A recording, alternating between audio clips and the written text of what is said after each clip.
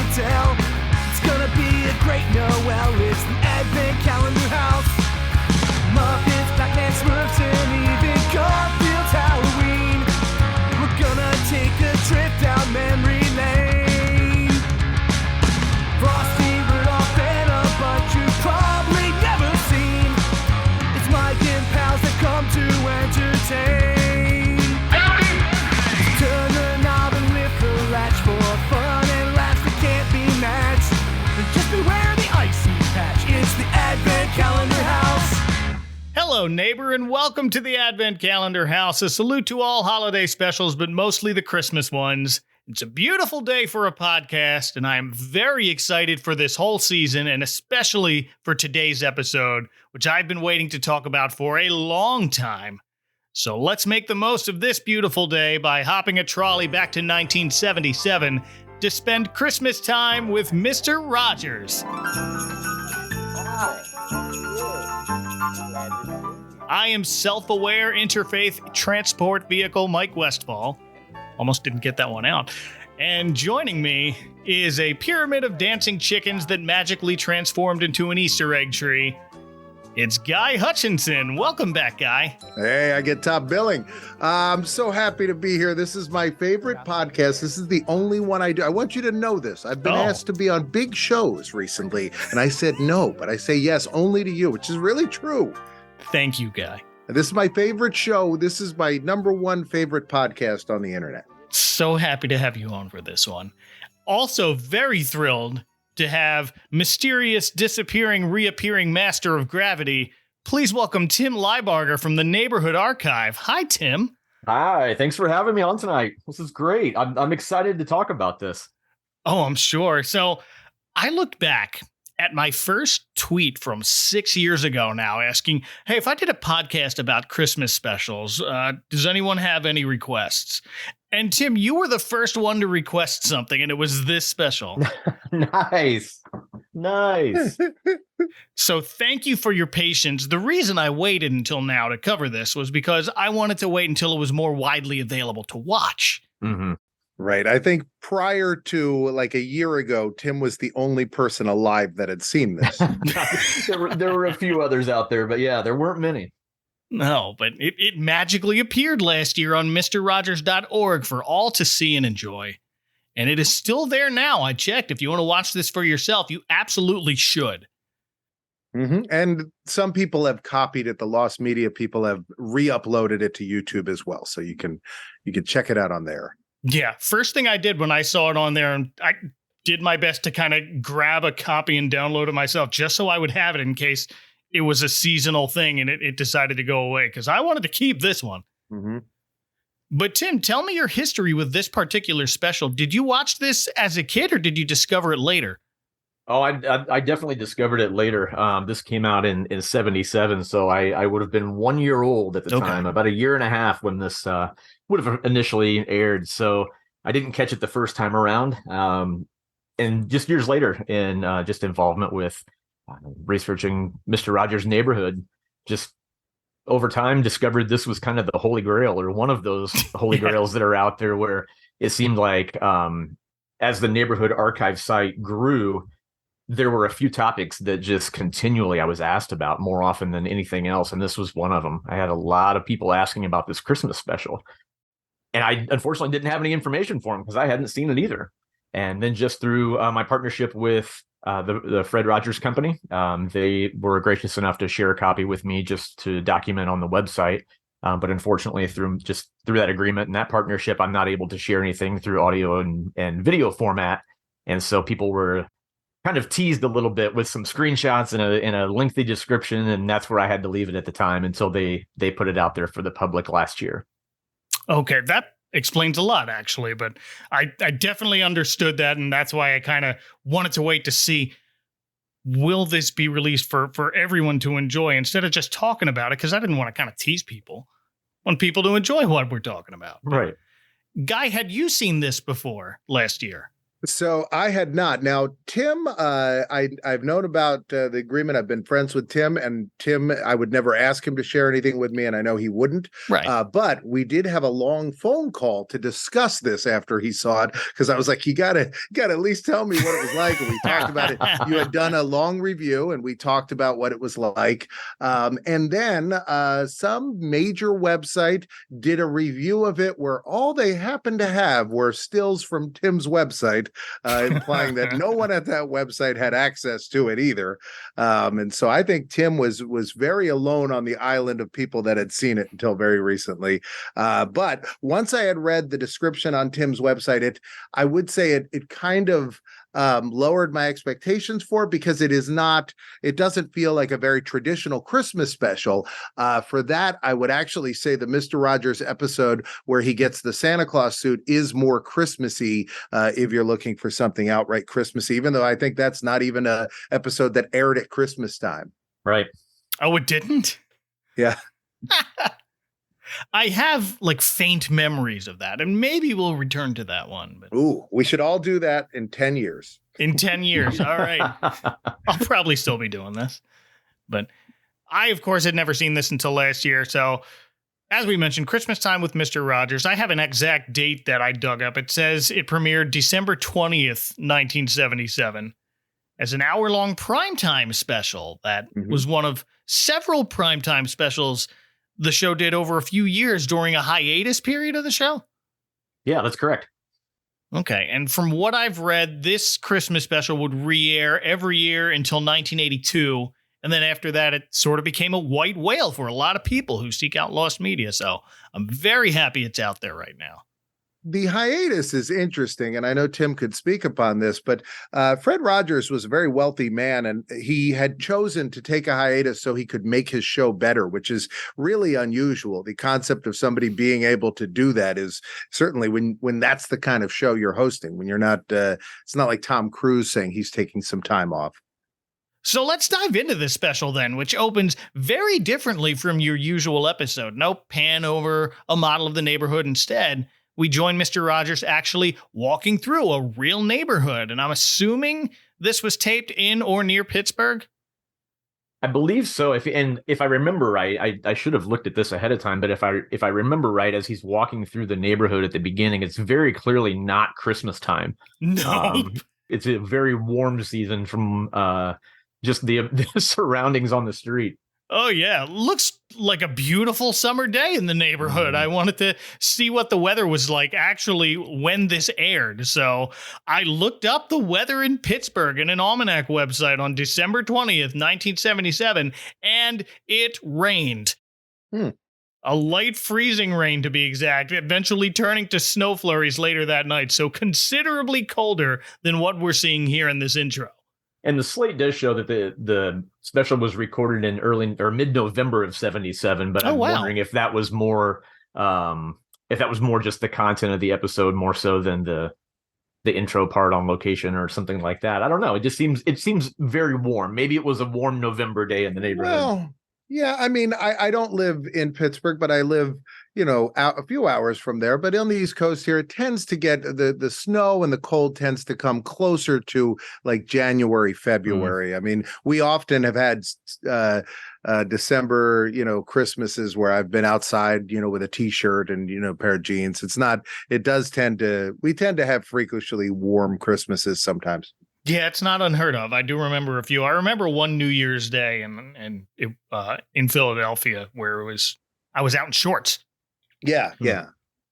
But the only thing really Christmassy about this intro is the title on the screen, and then we get an instrumental version of Won't You Be My Neighbor that has some added flourishes like Jingle Bells and We Wish You a Merry Christmas, a couple of bars of that mixed in. But that's really it. Now, he does meet Mr. McFeely on the street who offers him a gift, and he tells him not to open it until he gets back to the house. And so there's a little bit of Christmas there besides the music, but not a whole lot. Oh, that's right. He does. Yeah, he does stop and get the gift there. He gets the gift right in front of the second floor leather shop, which I was interested in finding out more about. It's upstairs. Yeah. And Tim, I saw you had an interesting note about that scene, that this was one of the few times we see those two shake hands on camera. Yeah, and there was I can't remember exactly what it was on. There was a documentary, or I don't know if it was an interview that was done once where it was claimed that the only time Mr. McFeely and Mr. Rogers ever shook hands on camera was on the last episode, and that was this symbolism of some sort that, you know, things were coming to an end, and it was a thank you. But I guess maybe that comment was made, you know, for the general public and not somebody who went back through and watched 1,000 episodes of Mr. Rogers to pick apart every time that they shook hands, because there are multiple times throughout the run of episodes, including this on the street. Of course.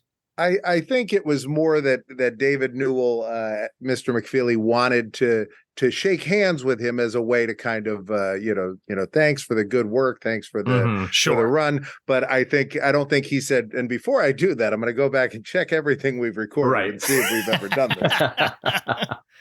No. I don't think there was like a no handshaking and embargo amongst the two of them for the rest of the. No, just happens to be that way. Right. But before we run into Mr. McFeely, we see him stopping, saying hello to a few people walking by, including a boy and his mom. Then he helps a woman walking out of the grocery store with her bags. We're later introduced to her as Mrs. Hamilton, but I recognized her almost immediately. She's played by Frances Bay. Yep. Guy, who is Frances Bay? Well, now Frances Bay had a wonderful career later in life, and she's probably most famous for playing Adam Sandler's grandmother. Yes, on Happy Gilmore. It's Happy Gilmore's grandma, everyone. Or you may also recognize her as Fonzie's grandmother on Happy Days. Yeah, she did a lot of like character grandma parts. She was the old woman with the dog next to the pool in The Karate Kid. Oh, that's right. Wow. Yes.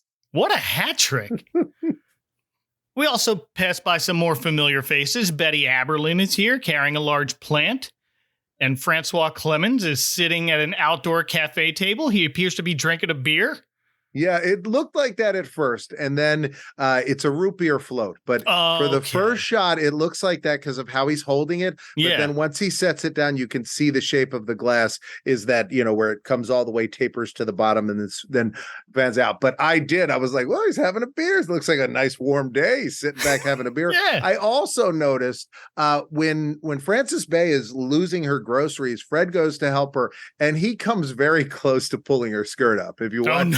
Because she's fumbling with these groceries, and he kind of scoops down real low to grab them, and I was like, oh, he's like 3 inches off, which would have made it a different special. Yeah, sure would have. I'm glad that was the take they got. So after we meet all those folks, we arrive at what Mr. Rogers refers to as his television house. It's not where he lives, it's where he works.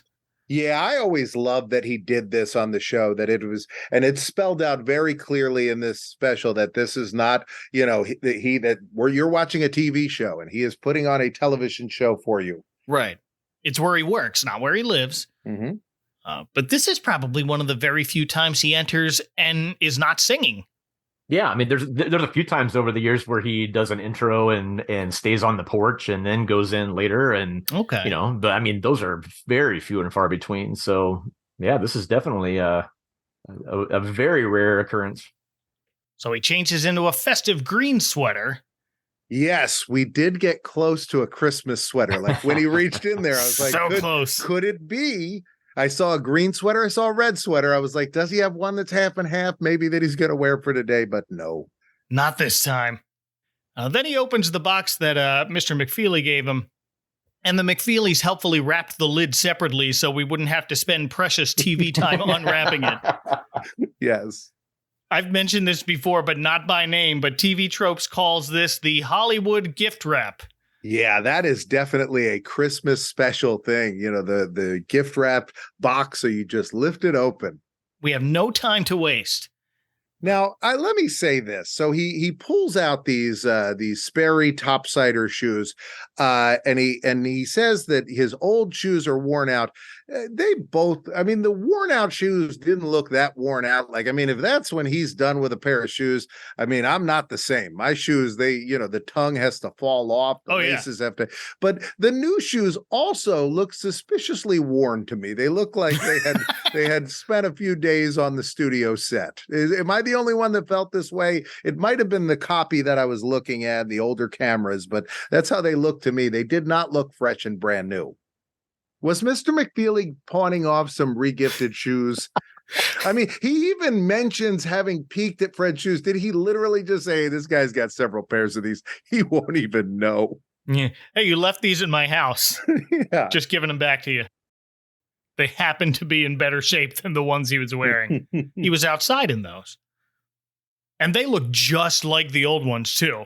Yes. Except for, one's a little more worn. Right. They're the same brand. And he's like, ooh, they fit nice. And I'm like, yeah, they're the same shoes. They are. They're literally identical. You know what? I'm at that point in my life as well that I just ordered the same exact pair of Chuck Taylors all in black every time because I know it goes with everything I own.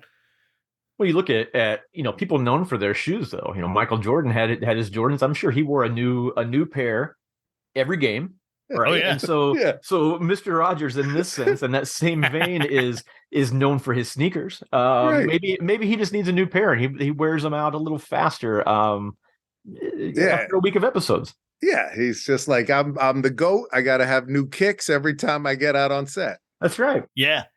Every one of these specials through the late 70s, he has one pair of sneakers for each. These are the Christmastime sneakers. They're somewhere. They're in some sort of museum somewhere. Didn't catch them when I went to the Smithsonian this summer, but the sweater's there. Also in the box is a Christmas card from Mr. and Mrs. McFeely with a black and white photo of the couple. Mm-hmm. They signed it with their first names, Merry Christmas, Fred, from Betsy and David.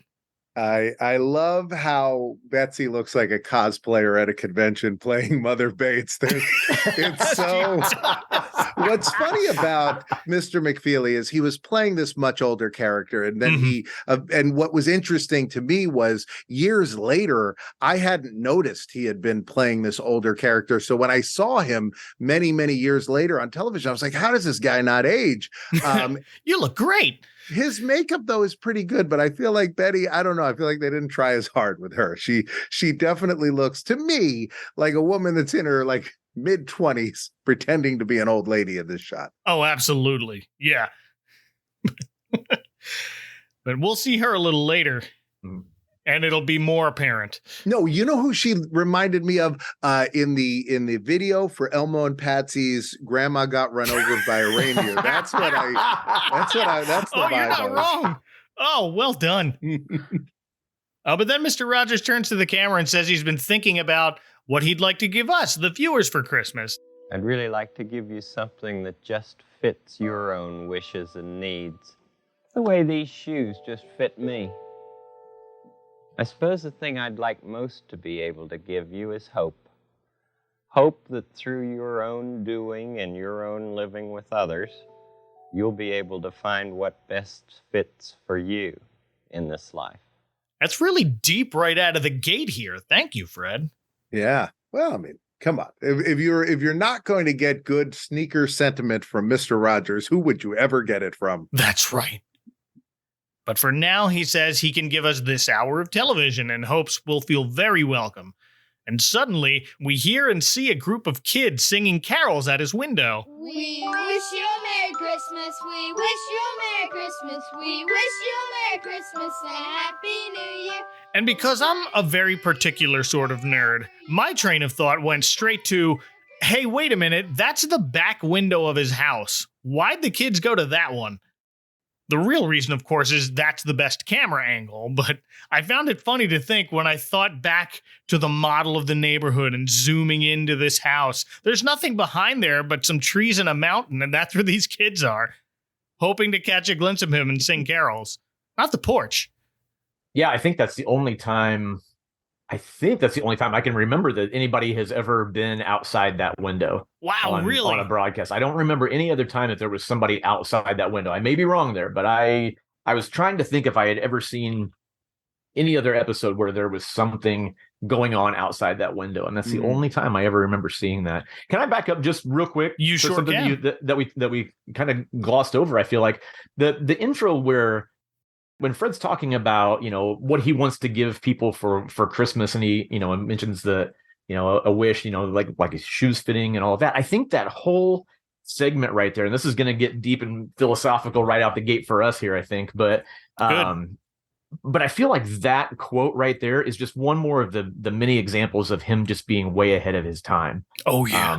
I think that's a time, you hear a lot about, the scene with him and Francois Clemens sharing the wading pool and, just what was going on in our culture at that time. But if you go through that entire quote from kind of that opening segment where he goes on after he says, the way the shoes fit me, I suppose the thing I'd like most to be able to give you is hope that through your own doing and your own living with others, you'll be able to find what best fits for you in this life.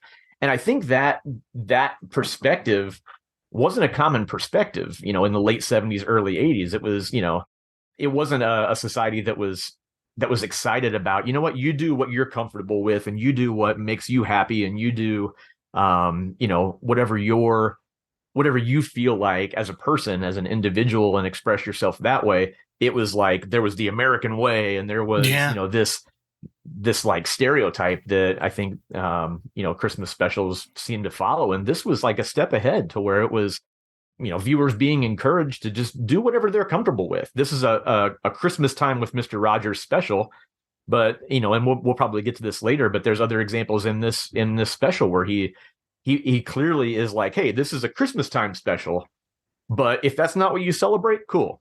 Or if you don't celebrate this or anything else at this time of year, that's cool too. He doesn't obviously, say it in those words, but I think that's a great intro for this whole special. Again, as bizarre as some of this stuff gets in this special, there's a few takeaways, I think, from the things that he has to say that are just very profound. And I think that's one of them. Yeah, I did notice that he comes back around to that, and we will get to that. Well, Mike, I want to mention Sherry Lewis did 2 specials for Jewish holidays. She did a Passover one and a Hanukkah one. And there's a line in her special that I always remember, which is she's inviting Pat Morita to come to her, I believe, her Passover Seder, or maybe her Hanukkah. It was party. Hanukkah. He was definitely in the Hanukkah one. I haven't watched the Passover one. Well, yeah, he's only in one, but we need to see both. She says, do you want to come to this Hanukkah? And he said, well, I'm not Jewish. And she goes, well, you go to birthday parties when it's not your birthday, don't you? And I thought, what a great way to introduce somebody else to go to your holiday. I thought that was pretty nice. Yeah. That is cool. And it's the same sort of sentiment here. Yep.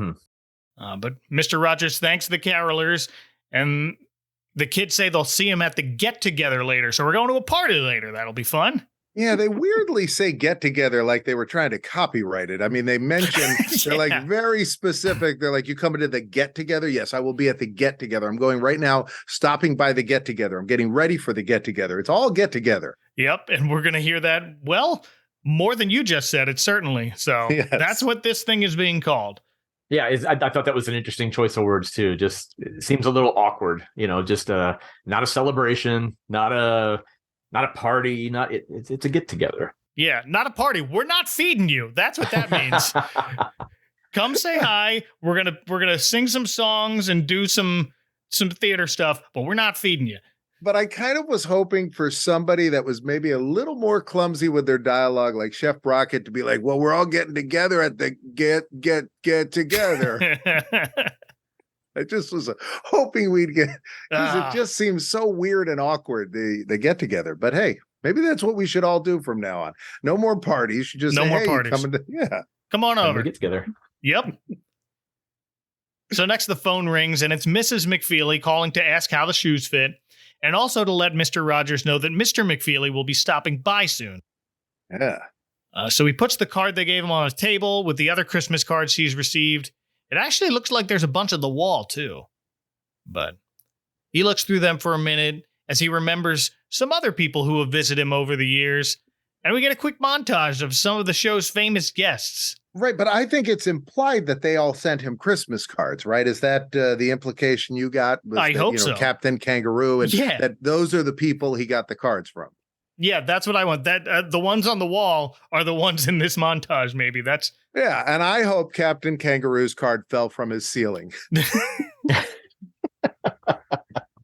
We can only be so lucky. Yeah, Captain Kangaroo's one I recognized. I recognized Julia Child, Marcel Marceau, Ella Jenkins, and Rita Moreno. Those are the only ones I recognized at first. I had to look up the rest. Okay. But we also see pianist Van Cliburn, opera singer John Reardon, who was on the show a number of times. Yes. Mhm. Oh yeah. He was John Reardon. I think as a child was the most what do they call that when somebody polarizing appearance on Mr. Rogers? I think Tim will probably agree. A lot of people would love him, and a lot of people be like, "Well, I guess I'm watching something else right now because they're doing an opera." Yeah, Guy and I have had this conversation before where I remember as a kid, I would tune in, and if I saw John Reardon, I thought, oh, it's an opera. I was the same way. I was like, oh, goodness, we're doing that. I remember one, and I remember because I was very young. I was still in the target audience, and John Reardon and the opera's happening, and it's about Daniel Striped Tiger wanting to meet his granddad. And I was just like, what is going on? Yeah. It definitely would take a weird turn when they did those operas, but watching them now, they are brilliant to watch. Oh, yeah. And I think they're a lot of fun. I know one of the things that I had always heard Mr. Rogers did was that it ran twice, and his desire for that was that it would run in the daytime. The kids would watch it maybe by themselves, maybe with mom, and then it would run again in the evening. And the idea was dad would come from work and he'd rewatch that episode. He'd watch it for the first time, but the kid would get to see it twice, which would mean that the kid would be one step ahead of dad and be able to say, oh, they're going to do this and they're going to do that, which he felt was a good, positive way to not only reinforce things, but to give kids this ability to, know something that dad doesn't know and teach something to their parent, which was kind of a fun little way to encourage, their imagination. Wow, that is brilliant. I like that idea a lot. We also see cartoonist Maury Turner, who drew comic strip Wee Pals, and twin basketball players Gary and Barry Nilsson. Wow. No idea who they are outside of that episode in this clip in this special, but they were on an episode in the neighborhood of Make Believe. I think they showed up at the house as well. They were basketball players from, if I remember right, from Duquesne University. Okay. If I remember right. But identical twins. And I don't remember exactly how tall they were, but they were pretty big. That's pretty cool. Yeah, they looked several heads taller than Fred. Well, after that series of clips, there's a knock on the door, and it's Mr. McFeely on schedule as always.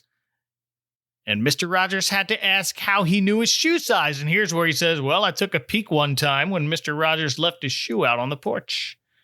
Yeah, and we got a lot. It's a McFeely heavy open here. We're just, we're all like, I mean, this is like somebody that gives you a gift, then follows up multiple times. You're like, all right, you gave me it's the same shoes I always wear. There should not be much need for follow up here. Right.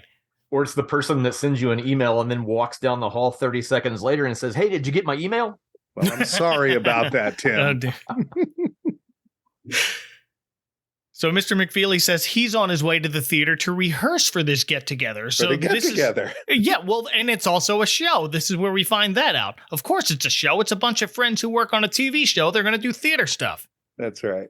So he mentions one little girl at rehearsal named Stephanie who needs a pair of tights Mr. McFeely has with him to deliver to her. He also mentions Stephanie's feeling a little disappointed because her family's having some car trouble and may not be able to see her perform at the get-together. And there's Chekhov's broken down car. That's right. I mean, this sounds like they'll never get there. There's like no chance of getting there. Well, you stay tuned if you haven't seen to find out if they will get there and what miracle it would take. I mean, is this Mr. Brady popping out of a collapsed building level of miracle or not? You'll have to wait to the end to find out. Oh, I got to do that one too. Mm-hmm. But upon hearing that, Mr. Rogers decides to go with him to the theater. And Mr. McFeely immediately puts him to work by asking him to hold on to one of his packages. Mike, let's be clear. He does not ask him. He tells him. He says, this is your first assignment. There's no... That's right. Watching it, I was like, because I just, for some weird reason, despite the fact that I'm watching clearly a television show that even told me it's a television show, in my headspace, I'd be like, well, I probably shouldn't take this. I don't work for your company. What if she's not there? Maybe you should deliver this on your own. I'm just going to visit. I'll tell her the tights are coming. It just, to me, it feels like he's putting a lot on Fred here. here. This is, I mean, Fred is not a licensed courier. He might drop this thing. He might forget about it.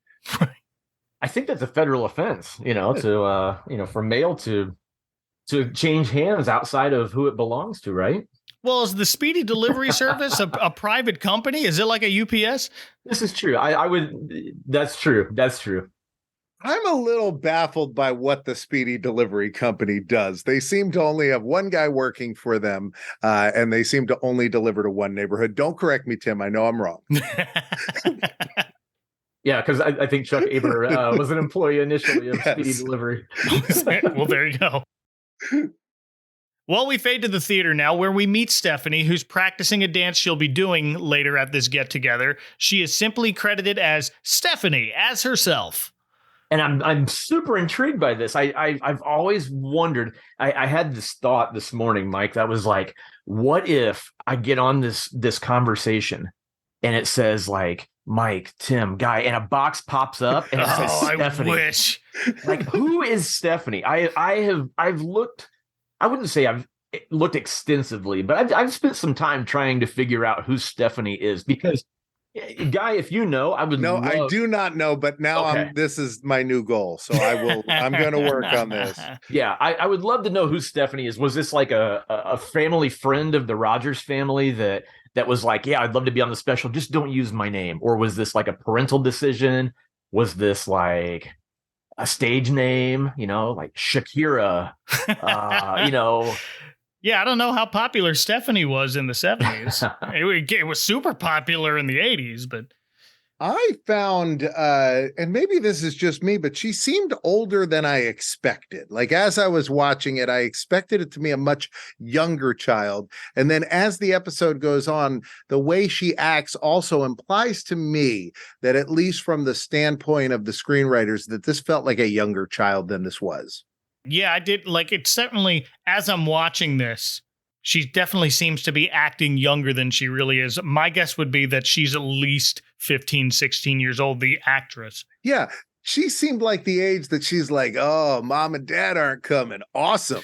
I mean, that's like, yeah, that's kind of what. But I don't know. You all know Stephanie. I mean, you know how she is. That's right.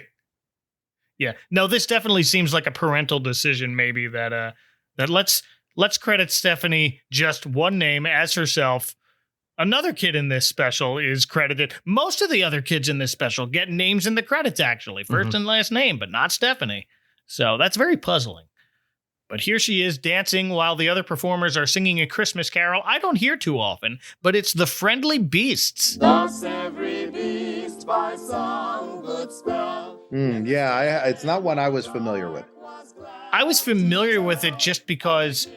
But I've never heard it like live. I've never heard it in a church setting. I think I've only heard it like covers of it that you hear on random Christmas albums or Christmas songs that I would find. Sufjan Stevens covers it, things like that. But this was mostly foreign to me.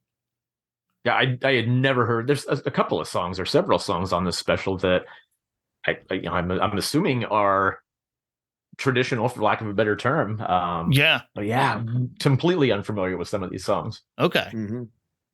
But the singers here include Betty Aberlin and Francois. We saw those two earlier. A couple of others, including Stanley Clay. That's his real name. Stanley Bennett Clay is how he goes now, but he has a bunch of small acting roles through the 70s, including an episode of MASH as just a driver. He's also a writer and director. He won an NAACP Image Award winning play that he wrote called Ritual, and a 2012 documentary about Black gay men dealing with depression called You Are Not Alone. And he's also done a lot of ADR voiceover work. That stands for Automated Dialogue Replacement. That's when you add or fix dialogue in post, and he can be heard doing that in films like I, Robot and All the President's Men. Oh, interesting. Also seen here playing piano on camera is Johnny Costa, the show's music director. Oh, yes. And he shows up, a handful of times over the years, but I think it's always cool to see the music that was played live being played live. Oh, yeah, absolutely.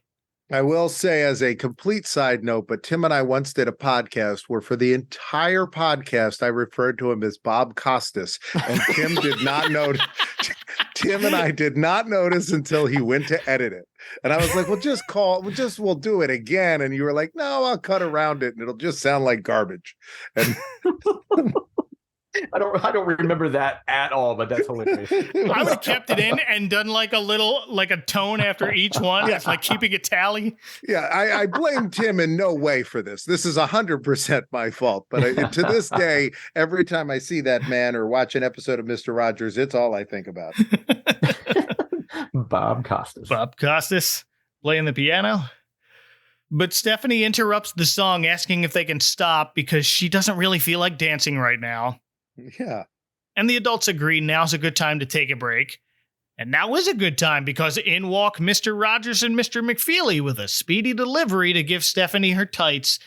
And then Mr. McFeely's on his way. Mm-hmm. Meanwhile, Mr. Rogers tells Stephanie he heard about her family being stuck on the road and how disappointed she must feel. It's just that I practiced so hard for this dance, and I really wanted Mom, Dad, and Andrew to be here to see it. And she's doing it so well. I'm sure. Man, she must have been an only child, because I got to tell you, I had a bunch of brothers and sisters, and this was like, I mean, that stuff happened. It feels like for this girl, the parents have never, and why didn't they die?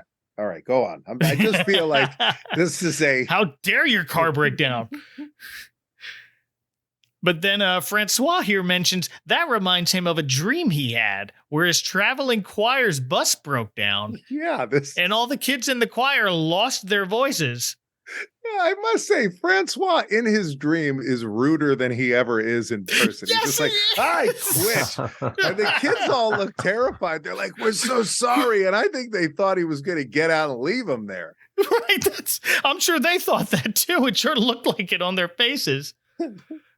He also tells Stanley, he calls him Stan. He says, you were in my dream too. Well, someone like you. And as he continues to tell the story, we fade into this dream. And that's where he shouts, I quit. Right as his bus breaks down in the middle of nowhere, by the way. Yeah. Oh, as nowhere as you can get. Not like what we think, oh, it's the middle of nowhere. It's some small, no, it's like literally nowhere. No, they're in front of some sort of factory or something that looks abandoned. Yes. But the bus breaks down. The choir's name is painted on the side of the bus. They're called the OK Chorale, which is a great pun. They're just okay. But less than okay now that their voices are gone. This is where it gets weird. Oh, yeah. Buckle up, everyone. Right. Yeah, I will say, like, as I was rewatching it, up until this point, I was like, this is better than I remember this. I'm really enjoying this. No, here's where we hear some eerie background music for a second or two to let us know, hey, everyone, things are about to get really weird. Yeah. And then on top of one of the towers of this industrial complex, we see the someone like Stan Francois was talking about. It's Stanley Clay playing a man in a very interesting looking patchwork suit jacket and pants. I love this suit. Yeah, it is very cool looking, and it definitely is of its time. Oh, yeah. It's a very 1977 suit. I could not pull off this suit, but it looks great on Stanley Clay. I wonder, what does this, if you interpreted dreams, what does this mean about how Francois sees Stanley? I don't know what anything in this dream means. That's what I was going to say, was not only that, but what does any of this mean in this dream? Yeah, like this, if this was a different type of show, halfway through this, somebody should interrupt Francois and be like, excuse me, why are you telling us this? Yeah.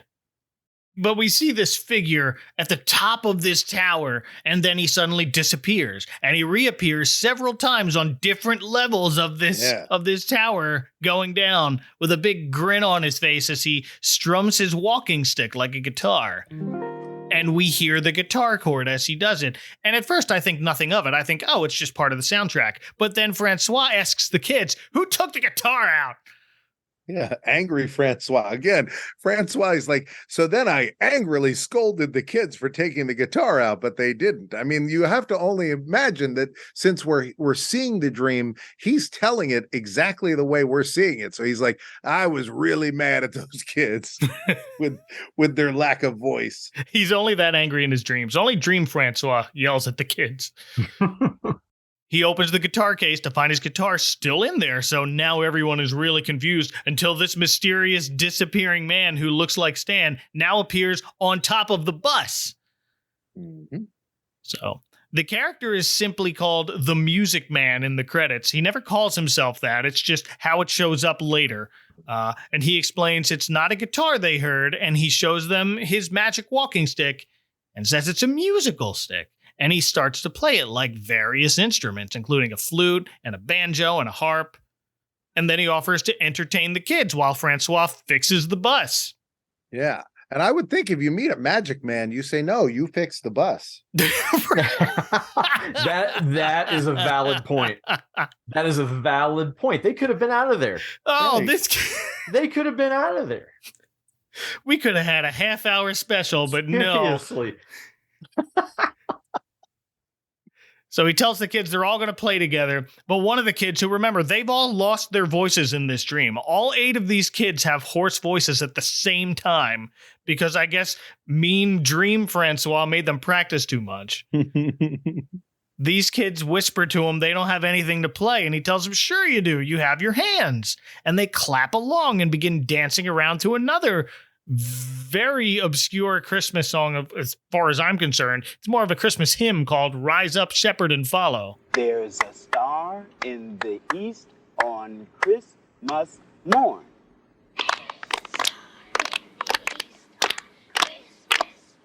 There's a star in the east on Christmas morn. Rise up, shepherds, and follow. It'll lead to the place where the Savior's born.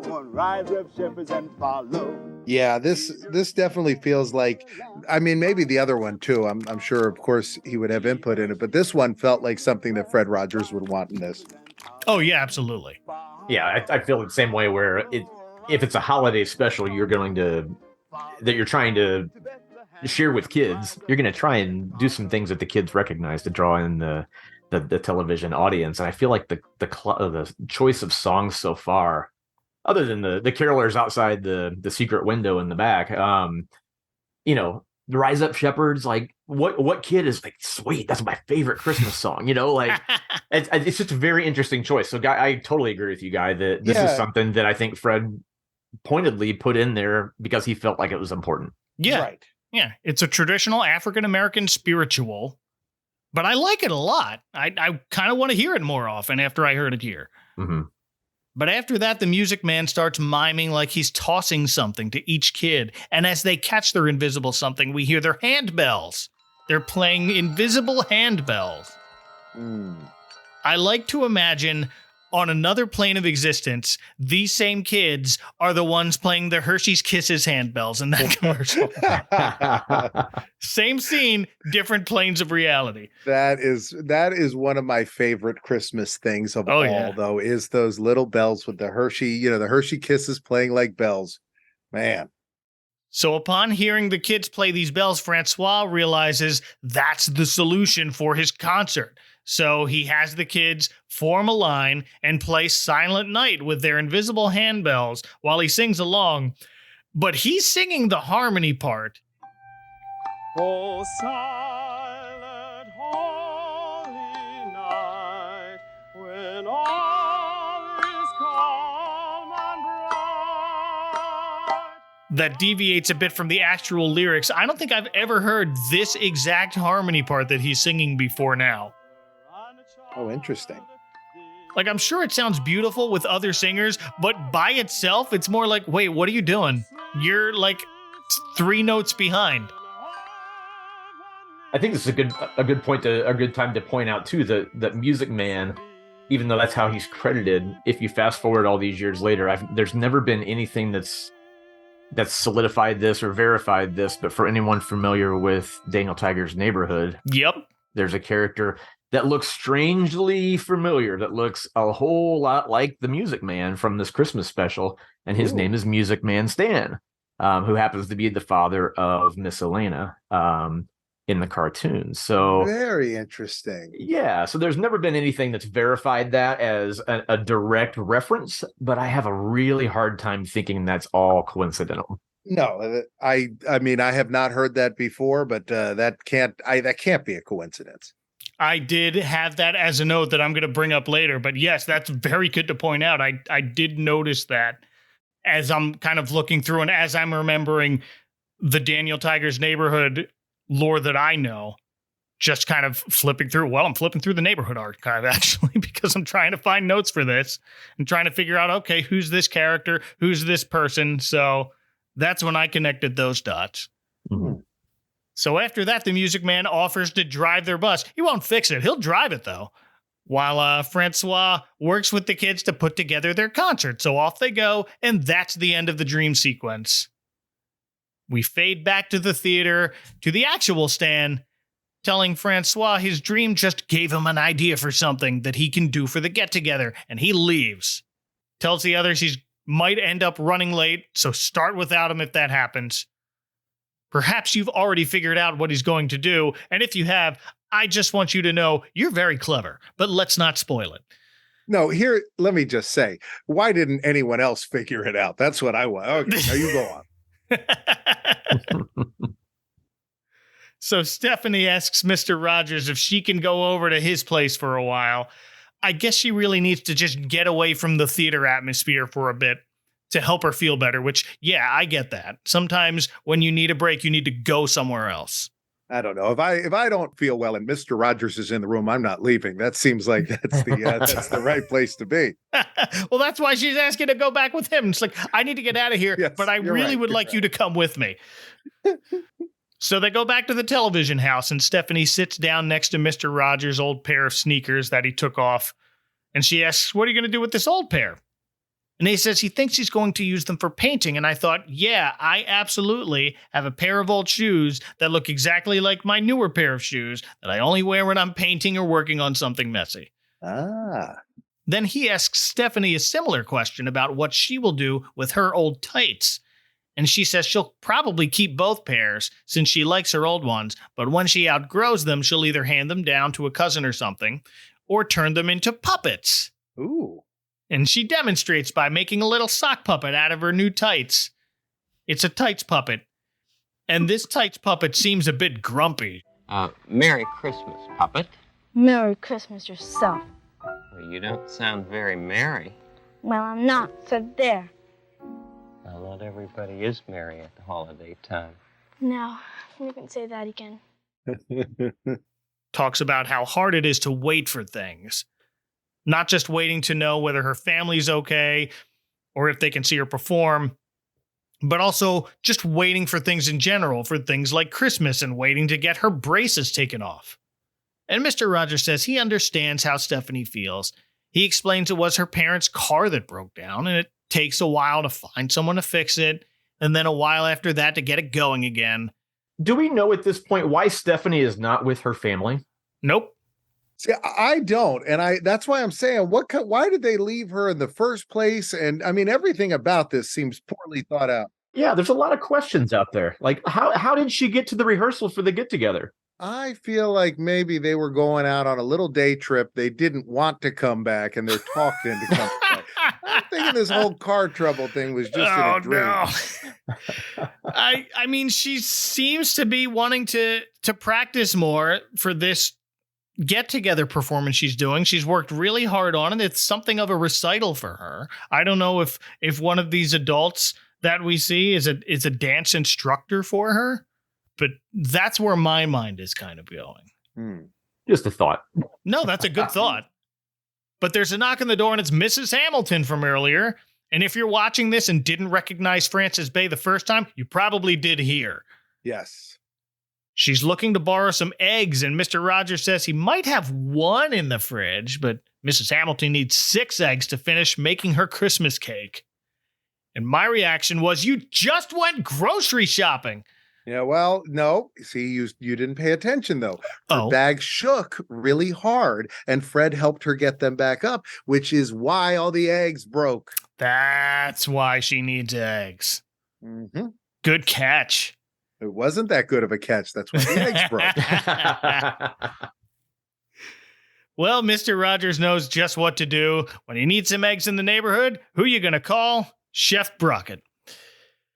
So he picks up the phone, which is on an interesting little piece of furniture that acts like a coffee table, but it's actually a cobbler's bench. Yes. Designed for making shoes. Cobbler would sit down on the round part on the end that while he's making the shoes, and it fits in so nicely with this 60s era design of this living room. There was a long time where me and Tim talked about this bench and tried to figure out what it was until we eventually did. And we would share, we spent a lot, just so you know, we spent a lot of time over analyzing the trolley pictures in the background, the curtains in the background, and this cobbler's bench. Guy, was it you that was convinced that there was a hamburger? There was a hamburger, but then it turned out to be a hat. But yes. And what happened was, so for a long time we would talk about it because there is a hat in the curtain that looked like a hamburger. And then one day I got a Mr. Rogers book that had a very clear photograph of him in front of it. And then I could read it had old-timey political messages, including a hat, which I guess was, how you'd get those straw hats for different politicians. This was more like a derby, I guess, but it was a political hat. There's lots of old-timey political expressions on those curtains, and no hamburgers. No hamburgers. Well, interesting. Gotta go zoom in on that on those curtains now. There were some rather nerdy phone calls in the past, I will just say. Hey, that's why you're here. That's why we do this. I love the nerdy conversations. So Mr. Rogers gives Mrs. Hamilton the phone to call Chef Brockett, and of course he has eggs. So she heads over there and tells Stephanie she'll pick her up later to go to the get-together. So I guess Stephanie is her ward at the moment. Mm-hmm. Once she leaves, Stephanie notes how much of a hurry Mrs. Hamilton was in, and she wishes she could hurry her family coming home. But she just has to wait. Which seems silly to us, but waiting's hard for a kid. Mm-hmm. Especially if they're having car trouble, So Yeah. like if I'm a kid and I know my parents are stranded and my family is having car trouble and it's wintertime, to me, there's a little more anxiety coursing through my veins than man, I really wish they would come home. Right. It's like, there's no mention of, are they safe? Are they? No. I'm sure Stephanie is worried here.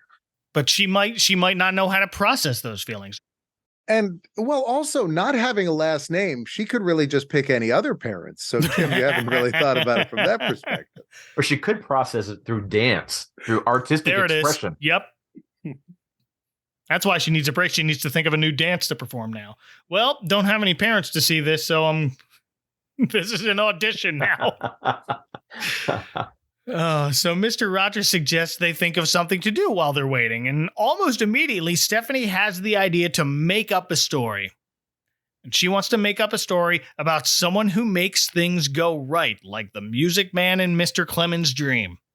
Yeah, she refers to him as that, as if that was his name.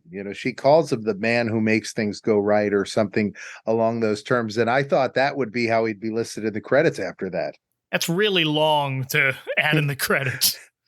But yeah, I have that kind of same brainwave. I'm just like, that would be a great way to, all in caps, the man who makes things go right. Well, I mean, they call a party a get-together. They like to be a little wordy. Sure, there it is. In this neighborhood.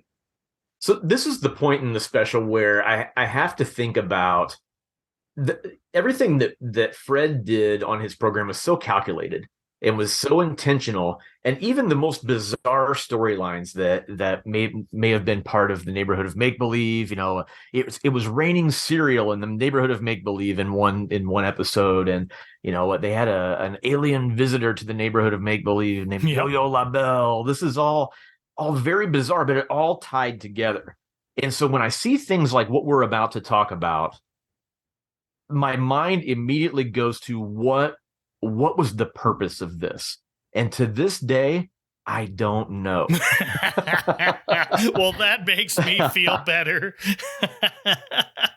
Because as I said earlier, this is where it starts to get weird. I think this is where it starts to get really weird. Oh, yeah. I only wish that Mrs. Hamilton was making a marble rye, and I wish I had thought of that 5 minutes ago. Oh, dear. So Stephanie is now staring out of this back window, and we see her imagine the Music Man, but unfortunately not in his amazing patchwork suit. She imagines him in blue jeans. Wait, red and blue jeans. And he instantly changes into a pair where one leg is red and one is blue. Mm. And this goes on for a bit as she imagines what this man is wearing. She imagines him wearing sneakers on his ears. Okay, that's too silly. Wear them on his feet. But he's also got one red sneaker and one blue sneaker, but the red sneaker's on the foot of the blue pant leg. Always the sharp dresser, this man who makes things go right. Makes things go right, except for his wardrobe. Except for him. His wardrobe is very right, but only for him.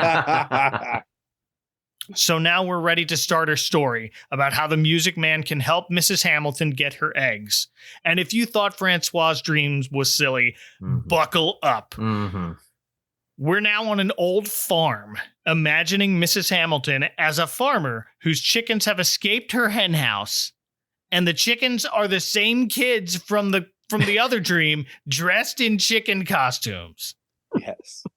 And the Music Man is kind of walking up to this farm, just stands and grins as he watches Farmer Hamilton chase these chickens before she stops and asks him what he wants. And also asks if the stick he's holding is one of hers, and he smiles and says no, but you can have one. And another stick appears in his empty hand. And Farmer Hamilton, dumbfounded, takes it. He shows her how to play the stick like a flute, and she does for a hot second before she stops and says, I didn't come here to play. No? No, I came here to complain. Oh, then go ahead and complain.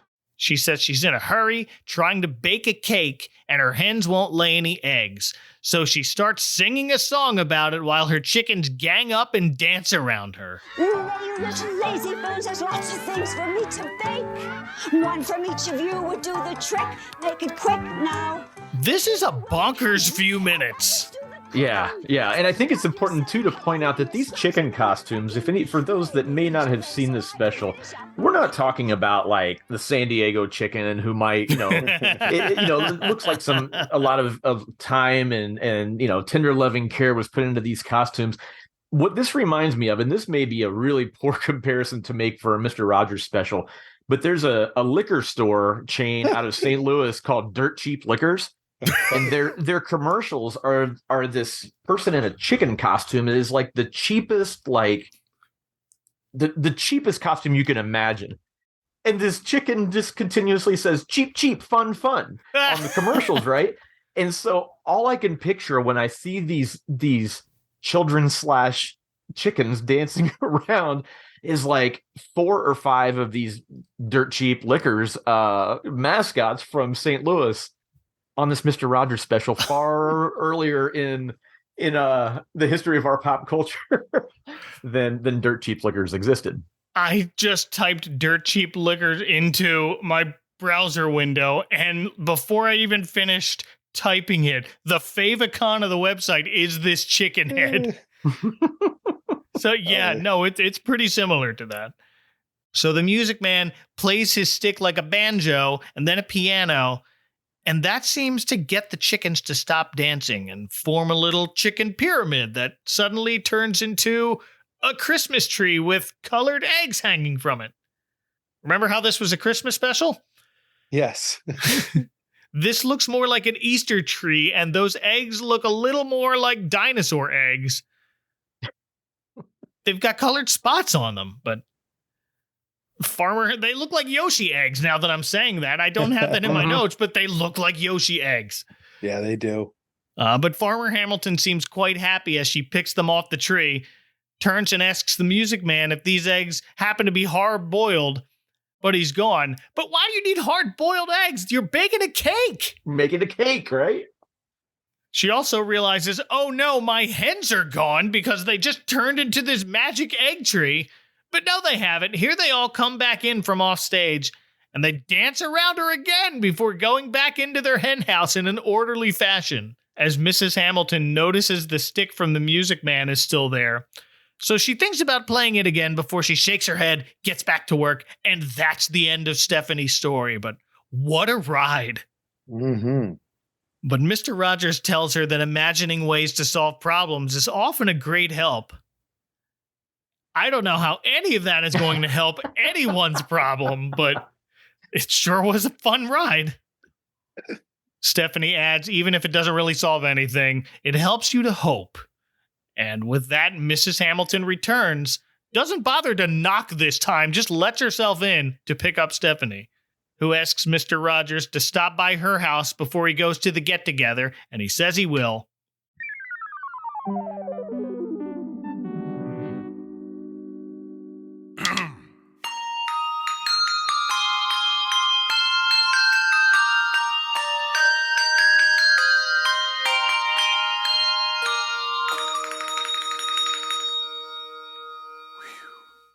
Cheap, cheap, fun, fun, cheap, cheap, fun. Boy, do I have a lot to say. Hey guys, come into Dirt Cheap. Get all of your cheap beer, liquor, and wine and enjoy life on the cheap. Dirt Cheap. Just look at this great selection and these cheap prices, would you? Cheap, cheap. Whether it's a party for 2 or 200, you will save money at Dirt Cheap. You just have to visit one of Dirt Cheap's convenient locations to believe these prices. Fun, fun. Have fun. Be careful out there.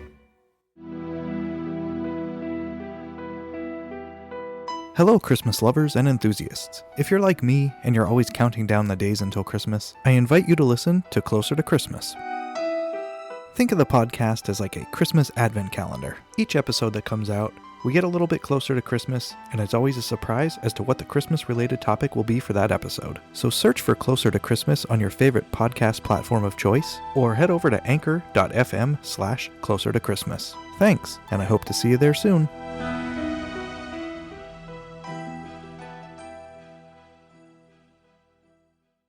And now that he's alone again with his television neighbors, he's got another wrapped gift he wants to show us. And it's a little red banner that says Merry Christmas on one side and Happy Hanukkah on the other. Ah, very nice. Yeah. He asks us if we know about Hanukkah, and then from a drawer in his dresser there, he takes out a dreidel and he shows us each side of it, explaining that the letters on each side stand for a great miracle occurred here. And I need to make a small but important correction. It's actually a great miracle occurred there. There being the Holy Temple in Israel. The dreidel is correct. It has the correct letter on it. It's the letter Shin, which in Israel is often replaced by another letter, which stands for here instead of there.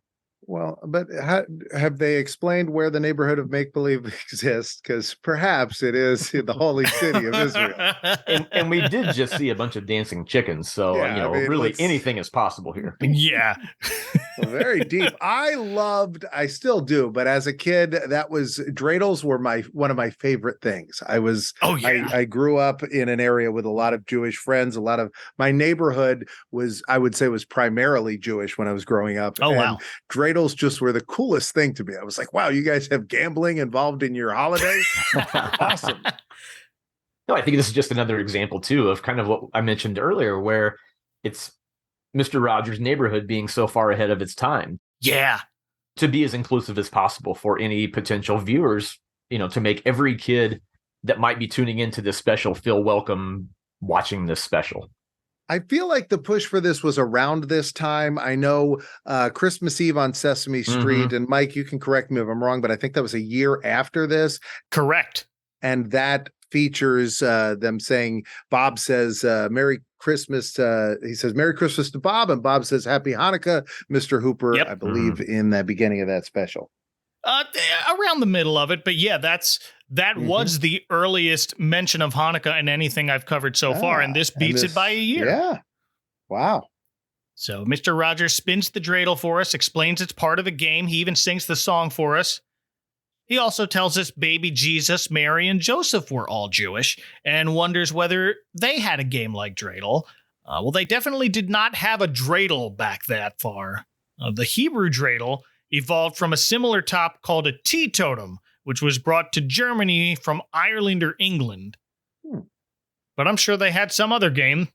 Interesting. Well, Mr. Rogers transitions from talking about how there are lots of different kinds of presents in the world to having some of our own pretend time about presents in the neighborhood of make-believe. And you know what that means. It's time for my personal favorite moment of every episode of Mr. Rogers' Neighborhood. It's time to bring out Trolley. So Trolley takes us into the wall of the television house and out into the neighborhood of make-believe, where it is also time for gift-giving and decorating. King Friday the 13th's castle is adorned with gold garland and a tree with ribbons. I think that this section, I love the decorating. I feel that this feels very Christmassy, and I was very pleased when this part started. Yeah, no, I love the decorations here. They're subtle, but it's definitely, they did it up. Like, the castle looks great. Yeah, it's more than we've gotten so far. So it, Oh, yeah. Yeah, it's more decorated here than even the get-together party. They have a backdrop of some sort, but it looks like it's for some other show. They're doing it some other time. Yeah.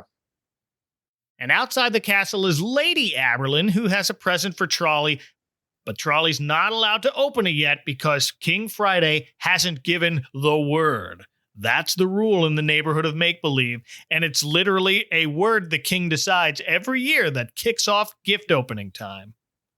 But it's not that time yet.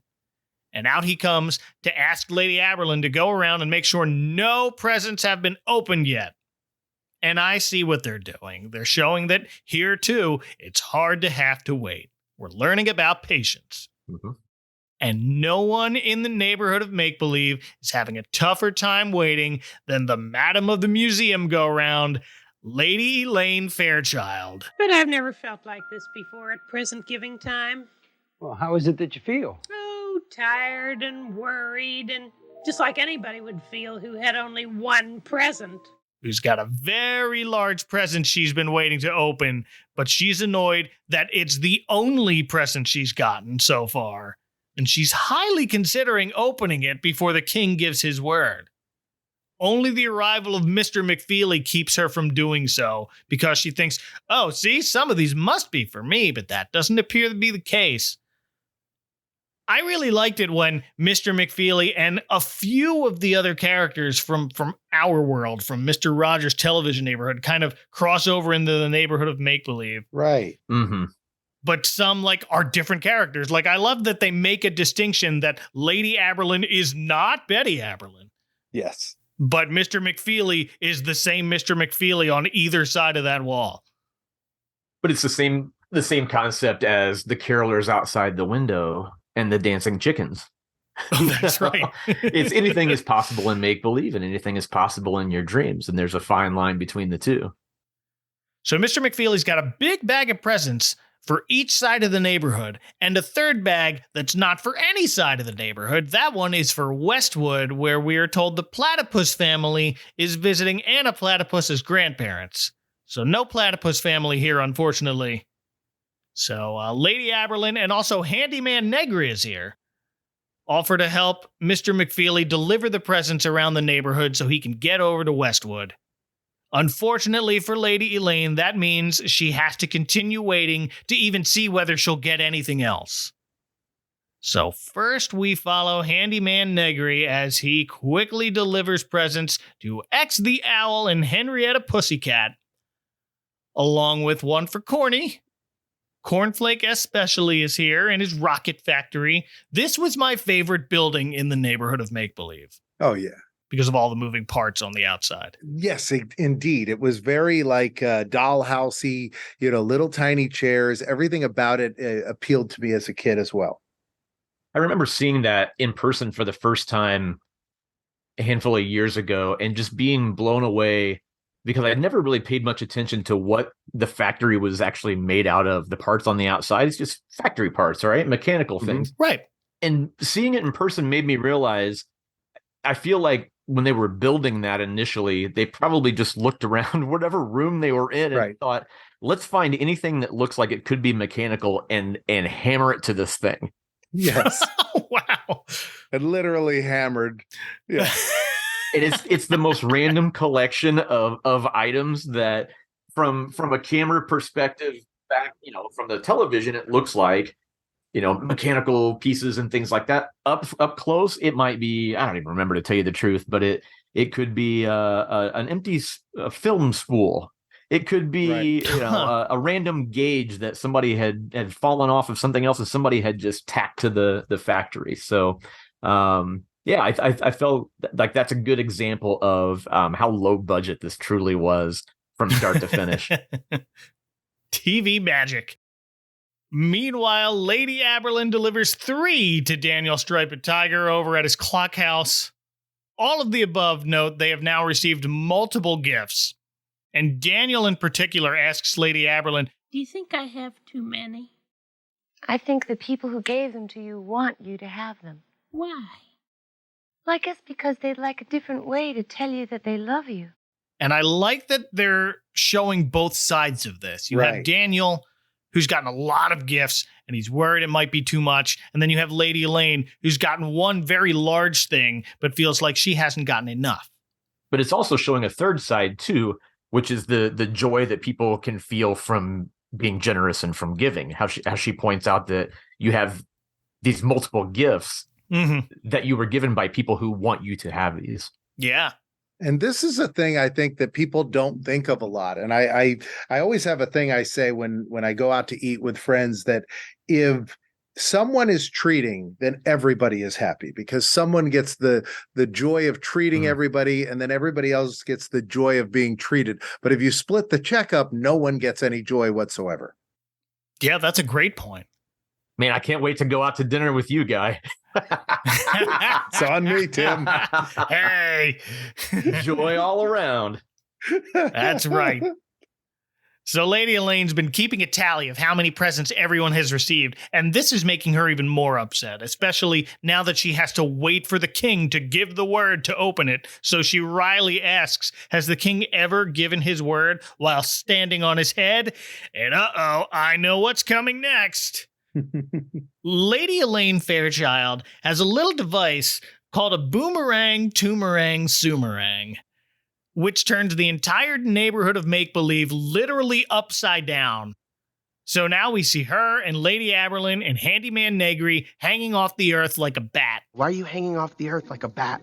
And apparently being upside down renders everyone unable to open their presents for some reason. They'll fall into space, but it appears not everyone has been flipped upside down. We have a visitor to the neighborhood of make-believe who's still very much right side up. It's the Music Man. There's somebody who isn't upside down. Well, I'll soon fix his wagon. Come over here, Buster. You called? I sure did. And I'm going to turn you upside down. Well, thanks for the warning. And this is where I want to be in Lady Elaine Fairchild's head for a minute, where she feels like she's gotten the best of everyone once again, with her boomerang, toomerang, soomerang. But then it's like that, wait, what moment when she realizes that she's met her match. Yeah. This is like, there's so many comparisons you can draw here to, classic movie scenes and all of that, where it's like, one person with a powerful weapon, but another person with an equally powerful weapon face it off for the big duel. And I feel like that's what we have here with Lady Elaine Fairchild and the Music Man. It really is. He's wearing a fabulous-looking half-red, half-blue coat and tights. a little more make-believe-ish, a little more regal here. So Lady Elaine calls him over, and with a boomerang, toomerang, soomerang, she flips the Music Man upside down as well. For about 2 seconds, because he strums his magic walking stick like a harp, and he's back right side up. And this goes back and forth a bit, like you were mentioning, Tim. Boomerang, toomerang, soomerang.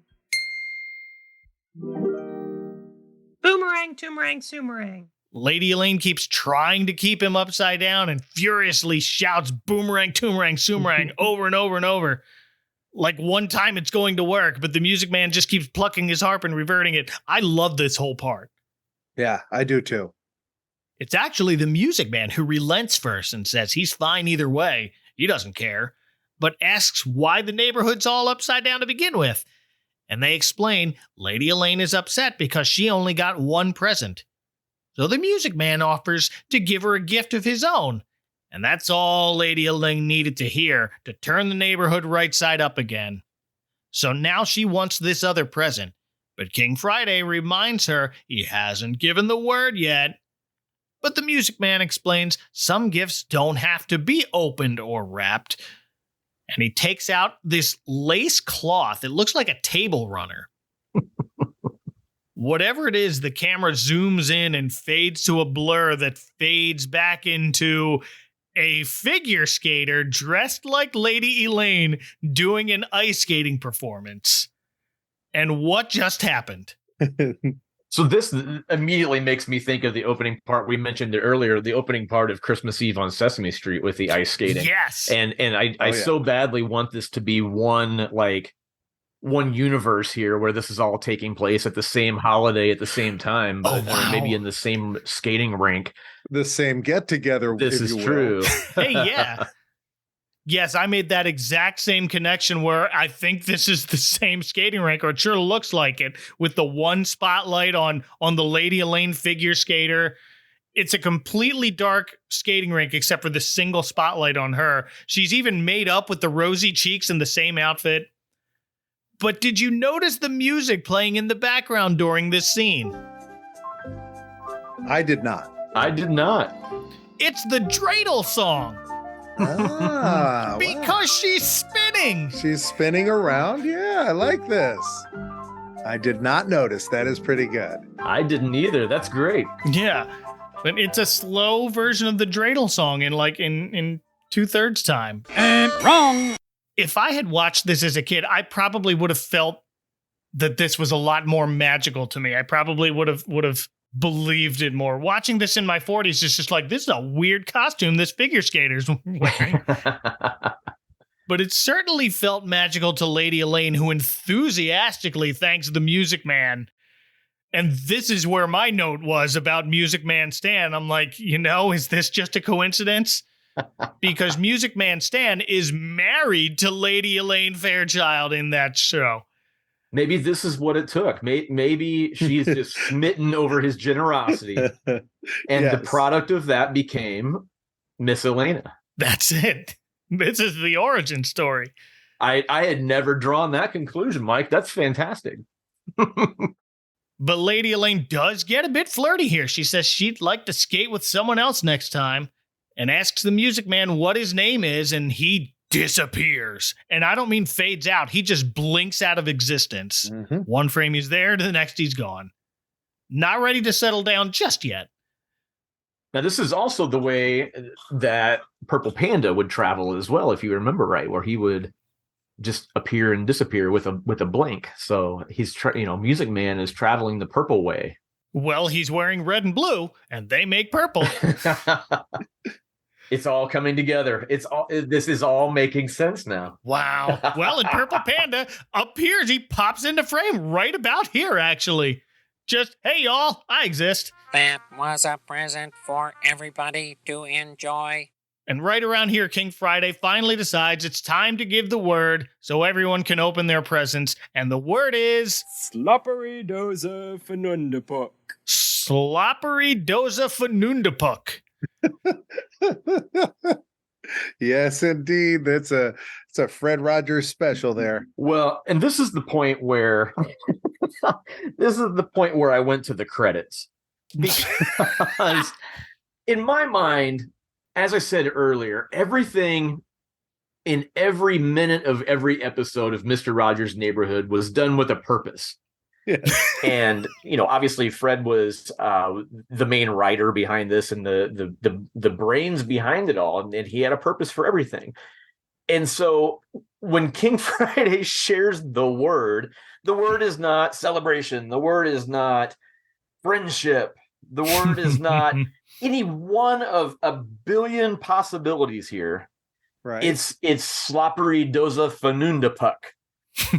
So on one hand, I'm like, that's clever, that's funny, that's whimsical. As we all know, Fred Rogers had a very whimsical sense of humor. Oh yeah. But I thought, why? Like, where did this come from? So in all honesty, I did. I scrolled straight to I went straight to the credits, and I saw that this was written by Fred Rogers and Barry Head. And I thought, Barry Head, what did you do to this special? Interesting. And so whether that was his influence or some of this, some of the questionable things, not questionable in a bad way, but just right, interesting and bizarre, how much of that may have been influence from Barry Head versus Fred Rogers, or maybe they both came together and had these ideas together. Barry Head was he was a co-author of several books that Fred Rogers put out for parents over the years around this time as well. So okay, it's a familiar name among the neighborhood products, I guess, that were out there. But still, what was the influence of Barry Head, and how heavy was that influence? Because Slappery Doza Fanunda Puck. I need some answers there. That's Well, now you see, the reason why I said it sounded very Fred Rogers is it just to me sounds boomerang, toomerang, sumerang, silly, which is why I immediately, but I do think you are right. That was his big thing, was he didn't like ad-libbing, didn't like, wanted everything to be perfect and very well thought out. And if you say that this seems like it was not written by him, I tend to believe that's probably true. Oh, I don't necessarily think it was one or the other, but no, but I mean that line. Yeah. I mean, it very well could have been written by him. I don't necessarily have anything concrete to say it wasn't, but no. But your sense on this, I trust. That's what I'm saying. Oh yeah. But at the same time, could I see the two of them sitting in an office talking about the script, and Fred says the word Slappery Doza Fanunda Puck, and they both giggle, write it down, and move on? I can see that happening just as well. I don't know. I can see them taking 2 minutes to just giggle at that word for a bit and then move on eventually. But the king tells us Slappery Doza Fanundapuk means what a difference one person can make, alluding to something that Handyman Negri said right after the Music Man disappeared. Well, King Friday says the word 3 more times, and it's finally time to open presents. And they all let Lady Elaine open her one big present first. And I'm not sure what it is, but everyone else in the neighborhood of Make-Believe helped make it. It's a tall, rotating tower topped with a mirror from Lady Aberlin, a little wooden Christmas tree from Henrietta, a big silver crown from King Friday, a clock face from Daniel, a collage of all her neighbors by Handyman Negri, a big pink block at the base from Purple Panda, which has her initials LEF supplied by X, and 2 rocking chair runners at the bottom from Corny, of course. And my first thought is, this is one of the coolest homemade gifts I've ever seen, and it doesn't even do anything. Yeah. I take that back. Lady Aberlin says she hopes every time Lady Elaine looks in that mirror at the top, she sees someone who makes a big difference in their neighborhood. So that's very sweet. Because, of course, what difference one person can make? Slappery Doza Fanundapuk. That's right. And Lady Elaine is just touched and thanks all her friends with a big Slappery Doza Fanundapuk of her own and tells everyone to go open your presents. So we get to see what everyone else got. Corny got battery-operated lamp. I used to have that exact lamp. Just a little plastic thing.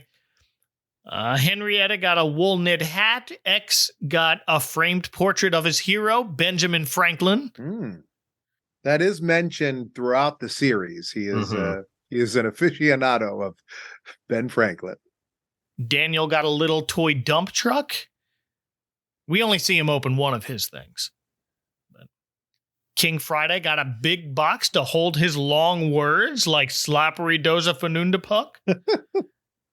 Which, by the way, Google Docs didn't even bother to underline that in red here in my notes. It just gave up. It probably went through Google Translate, I would guess, and just recognized it, the true meaning. Oh, that's it. Google, too, was ahead of its time. Or maybe Fred Rogers is just that far ahead of... Yeah, he is that far ahead of our time. if Google is a thing that you use to open up different passageways to things, perhaps it could have been called Slubbery Dosery Famundabluck. Could have been. I mean, I think it would have taken off just as much. A little tougher to type in there, so I'm glad they stuck with Google. Well, and Trolley is here, and he's got, it's the Merry Christmas and Happy Hanukkah banner Mr. Rogers showed us before he summoned Trolley. How does time work in the neighborhood of make-believe? That would be a question for Tim. Yeah, and as when people ask why Daniel's clock doesn't have hands, because in make-believe it can be any time you want it to be. Well, good point. And so along those same lines, time can work however you'd like it to work. Good enough of an answer for me. I like it.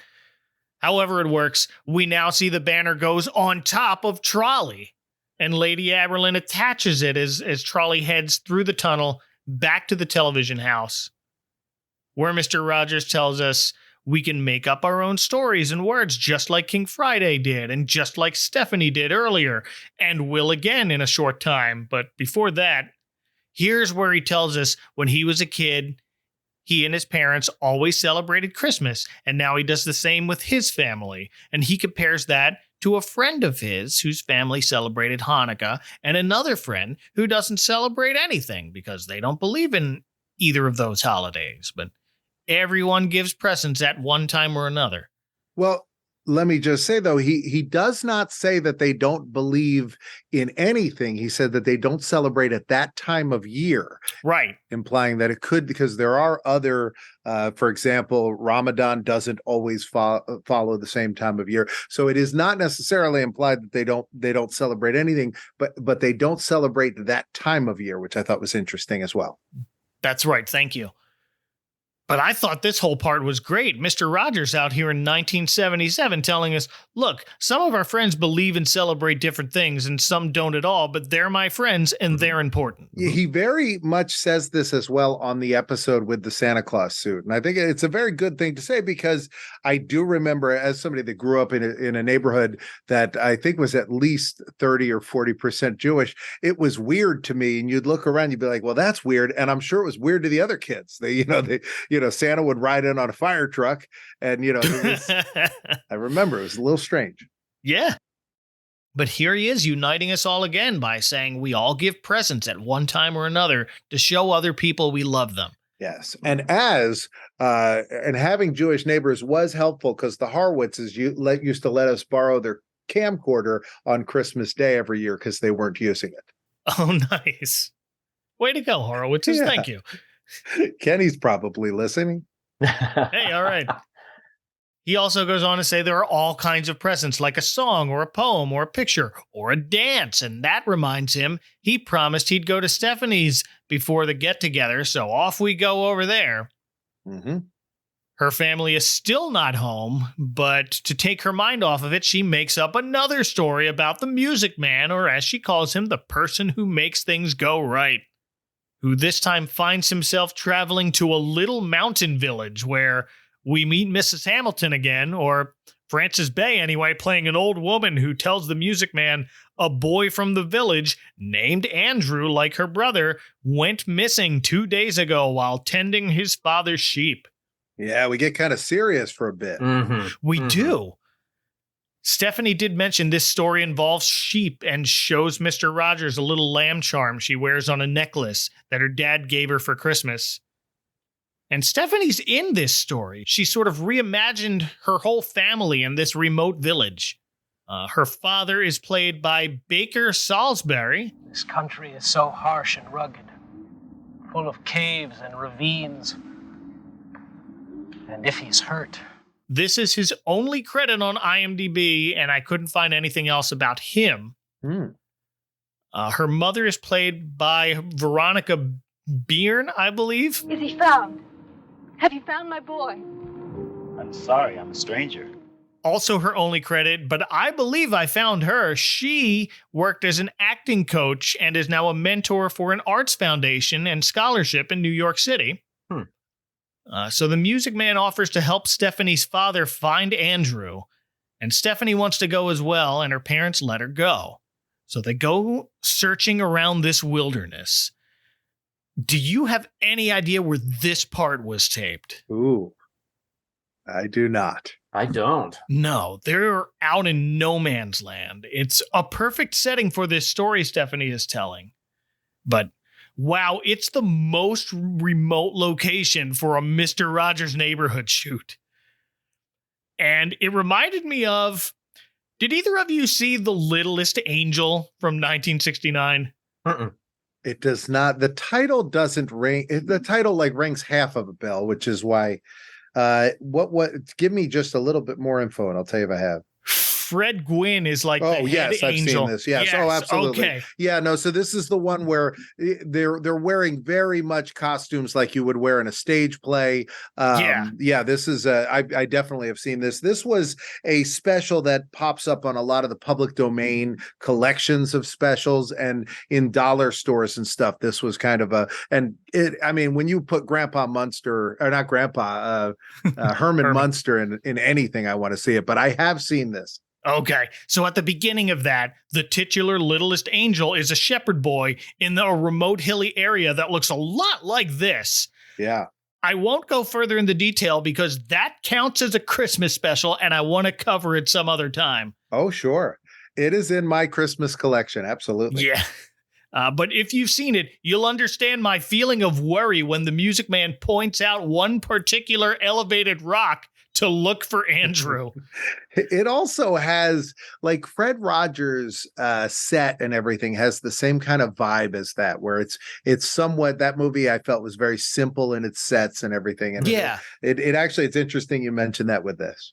Yeah, that's what it reminded me of. So yeah, I guess they're using the same sort of, not budget, but the same sort of philosophy of set building. Right. Minimalist, less is more kind of, I mean, again, it very much felt like a stage production that you were watching that had been filmed. Yeah. Yeah. Mm-hmm. And this part just happens to be shot on location.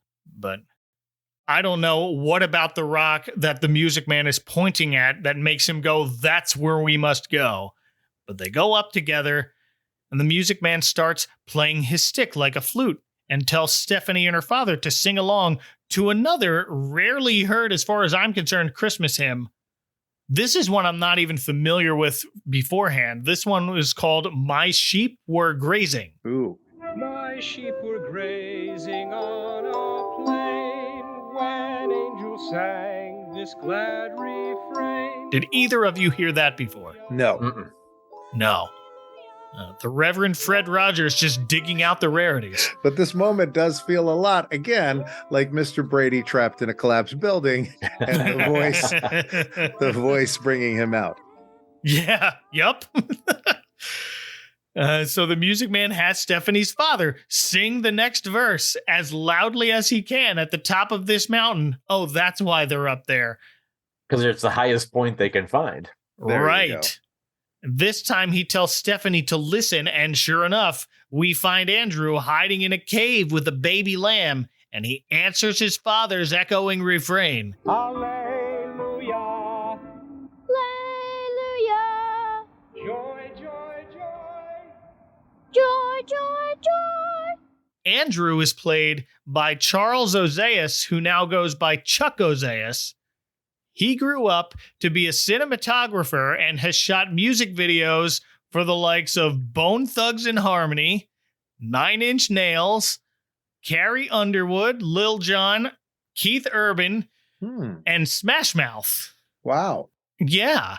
He's also worked on the series The Sex Lives of College Girls, the revival of Arrested Development. Oh. Wow. And a bunch of commercials, and the opening for Sunday Night Football. That's quite a diverse list of credits. That is, yeah. It really is, yeah. It's great. Behind the camera, this is his sole acting credit on IMDb. All of his other credits are for behind-the-scenes stuff like this. Interesting. But again, I point out, it's weird that Charles Ozeas, who plays Andrew, gets his full name in the credits, and Stephanie is just Stephanie. Well, they find Andrew, who explains he heard the baby lamb crying, so he went to go after it, but he got lost. So they walk back to the village together, and we zoom in on the lamb and then back out on Stephanie's necklace with the lamb on it. And that's when Mrs. Hamilton comes to bring her to the get-together. Mm-hmm. Stephanie asks if she really has to go, and Mr. Rogers points out there'll be a lot of disappointed people there if she didn't. And Stephanie relents, at least you both will be there, and that's enough to make her feel better. So we finally arrive at the get-together. We fade into a Christmas tree, and everyone's singing Joy to the World. Oh, I know that song. Yeah. There's also a menorah on stage, so there must have been a Hanukkah portion of this get-together performance. There's an audience. There are people sitting and watching people sing. So besides the people we've already mentioned, there are a few other faces here that we haven't seen before now. We've got several more kids, including Francois' choir and bell ringers. Mrs. McFeely is here again with her husband. Another familiar face for longtime watchers is Elsie Neal, who owns a craft shop in the neighborhood. Audrey Roth is here. I remembered her face, but unfortunately, I don't remember a lot about Audrey. Audrey was Miss Prolificate in the neighborhood of Make Believe. Oh, that's right. And then in the mid to late 70s, her mid 70s, around then, she had a cleaning company. It was Audrey Cleans Everything. Audrey Cleans Everything. And she was a neighborhood cleaning lady. But she was a longtime member of the neighborhood, and in real life, one of the sweetest people I have ever had the opportunity to speak with. Yeah. Oh, yeah? She, if I can name drop for a second, if I sure. could. She and I kind of connected. She's since passed away, but she and I connected several years ago, just very briefly. And following that conversation, I would get random letters in the mail. I would get random cards from Audrey Roth that were just like, "Hi, Tim, just checking in to say hello and hope you and your family are doing well." That's amazing. Yeah. It's fantastic. She is one of the sweetest, kindest people I've ever had the opportunity to know. Oh, wow. Well, while everyone is singing, Francois asks Betty Aberlin if Stan has showed up. Remember, he said he was going to go do something to help for the get-together.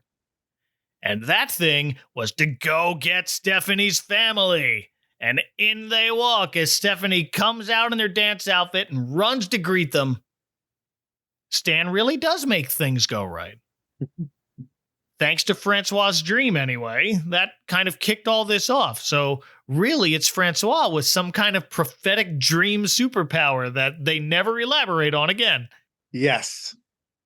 Now that everyone's here, it's time for Stephanie to perform her dance to Francois and his choir of bell ringers performing The Friendly Beasts. Jesus, our brother, kind and good, was humbly born in a stable rude, and the friendly beasts around him stood. And this is really a beautiful little show they put together for this. Yeah, it's sweet. It's a great way to sort of wrap things up towards the end here. Yeah, and everyone applauds as Mr. Rogers asks Mrs. Hamilton to tell Stephanie how proud he was of her. But he has to go. He does wait until the end of Stephanie's dance, but as everyone's applauding, he kind of sneaks out the back. Mm-hmm. Yeah, he does a little Irish exit and gets out of it. That's right. He has to head back to the television house to collect his things and then join his own family, I guess. It is Christmas Eve, they say. And he says our time together is almost up, but that's the way it is with everything. There's a beginning and there's an end. But what's important is all the memories in between, and he wishes us good memories of the holiday. And then he wraps up like we always do with It's Such a Good Feeling. Feeling to know you're alive. It's such a happy feeling. You're growing inside, and when you wake Right, with a slight one of the variations that they do on this, because he's not saying he'll be back when the day is new or the week is new, because this is a special, so it's slightly different lyrics. the feeling you know that we're friends. But yeah, same beautiful way to wrap up a show.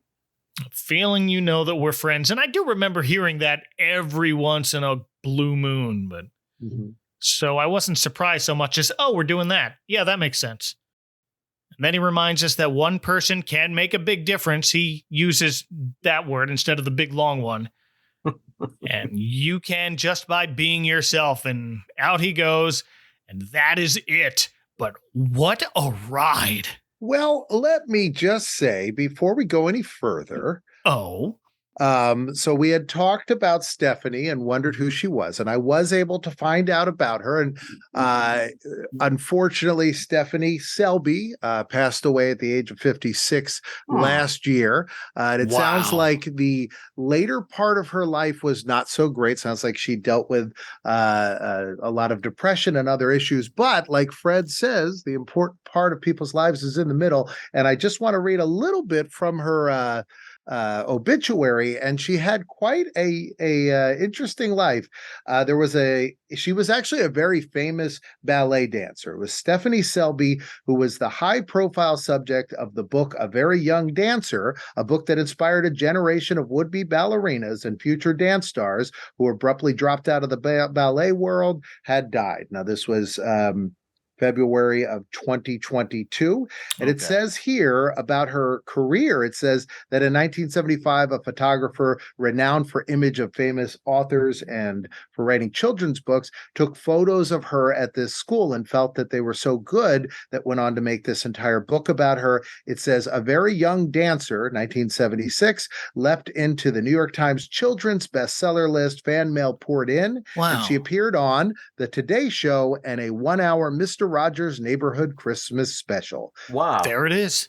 And you can find plenty of other photos of her on the internet from when she was very young in her ballet clothes. It sounds like she was one heck of a ballet dancer, and very interesting to see her in this now, knowing who she was. And interesting that she was only billed as Stephanie because she was somewhat of a famous person who did have a last name. Right. Yeah, wow, that just, the plot thickens with that one, but, I'm so glad you found her, Guy. Well done. Yeah, I am too. And that's really interesting, especially if she had a history as a dancer, even prior to this special, it sounds like. She sure did, yes. So that is surprising that she wasn't billed in the credits with her full name. But still, that's very interesting. I'm glad we tied that up there. Yeah, that's great. Thank you. Any final thoughts on Christmastime with Mr. Rogers? Well, I just think, having seen so much of Fred's catalog, if you will, this on one hand is very bizarre, very off the wall, very against the grain, and different from what we're used to with Mr. Rogers' Neighborhood, like we were used to seeing from when we were growing up. But on the other hand, this is, to me, as I've said a couple of times in this conversation, it's one of the best examples of him just being so forward thinking, and evidence of his true self, evidence of his welcoming and loving spirit, just in the way he lived his life. And I think that's very evident in this as he does everything he can to be inclusive of people who believe one way versus another, people with different backgrounds, people with different situations. Maybe, he touches on people who might get a lot of gifts, and he touches on people who might get few or no gifts. Yeah. And I think that's very intentional. And I don't think that's by mistake, because he knows that the people that might be watching may be getting a lot of gifts. It might also be children who are getting very little for Christmas. But he deals with that in such a creative but subtle way. Yeah. To where until you sit back and pick it apart with a fine-tooth comb, you don't recognize that. But it's lessons that are being learned by these young viewers in 1977 watching this, that we can sit here and we can laugh at the different the things that seem kind of awkward or out of place and silly here in 2023 as adults. But when it comes down to it, the core of this special is very welcoming and very open. And again, very forward thinking. And I just think he was so far ahead of his time when it came to that mindset of everyone. I mean, not to sound cliche since we're talking Mr. Rogers, but everyone is special. Yeah. And everyone is special because of exactly the unique person that they are. And so as bizarre as it is at times in this special, it has the same core values and same core message that he taught so many different ways over the years on his program. I had always wanted to see this once. I guess probably it was the internet that I first read the title of it and said, wow, I'd love to see that. I'm a big Christmas special fan and a big Mr. Rogers fan. So I thought it'd be something else. Tim had kind of done a write-up on it, so I knew what I was getting into when I saw it, but it's still the overall lack of Christmas in this Christmas special really surprised me when I watched it, that it just didn't even feel like Christmas throughout much of it. It's interesting. I would not, I mean, compared to other episodes of the show, this might go in the the opera section for me, and not one that I would revisit too often. Again, though, there is an episode where he gets a Santa suit, and it's too big for him, so he needs to find somebody large like Chef Brockett who can fill it out. And and that episode I do find feels more Christmassy. I like this. This kind of just feels like, I don't know, there needed to be another pass through on it to kind of tighten it up, punch it up, make it a little bit more Christmassy. But I guess that's not what he was looking to do. And so he did what he wanted. And that was kind of the trademark of Fred Rogers. Mm-hmm. Yeah. I don't know what I expected, but it sure wasn't everything that was in this special. But I liked it. I just found it fascinating in the same way that I described watching those operas. Just not sure what was going on, but fixated on every piece of it. And yeah, it seems almost trippy at times, but when you get down to it, one of the cores of Mr. Rogers' Neighborhood is making up stories, and that's what we did here. And they may not have been overly festive as a Christmas special, but it was a fantastic Mr. Rogers special. And I'm so glad they put it online. I'm very happy people can watch this show. And I hope it stays up for a long time. I hope if people want to make it part of their Christmas viewing every year, or at least just this year, you really should look into watching this, y'all. Yeah. But thank you both for visiting my neighborhood today. This was a blast. Oh, man, it was so nice to talk to both of you. You're two of my favorite people, and this is two of my favorite things, Christmas and Mr. Rogers. So very nice to have all of that together today. Yeah, it's great to have a conversation like this, as silly as it can be and as serious as it can be. All of that together. I'm always happy to talk about Fred and his legacy with anyone. Thanks, y'all. Well, if people want to literally turn your world upside down because you didn't give them enough for Christmas, where can they find you on the internet, Guy? Well, I do a daily YouTube show called Pointless Nostalgia. I travel, I go see things. I also show off some of my really cool collection of retro stuff. So people should go check that out. Give me a subscribe. I would very much, it would be your Christmas present to me. And I don't even have to say that long word that I've already forgot from the neighborhood of make-believe. And Tim. Well, I got my toe in a lot of different things around the internet. You can check out some of the weird deep cut things I throw out there that I come up with. On posters and buttons and stickers and all sorts of stuff at thirdquarterrun.com. Of course, all the Mr. Rogers stuff is at neighborhoodarchive.com, and you can find kind of everywhere I litter the internet by going to timleibarger.com. Perfect. Yes. If you just got a hit with a wave of Mr. Rogers nostalgia, go visit the Neighborhood Archive. It is a treasure trove of everything you can possibly find about the show and its history.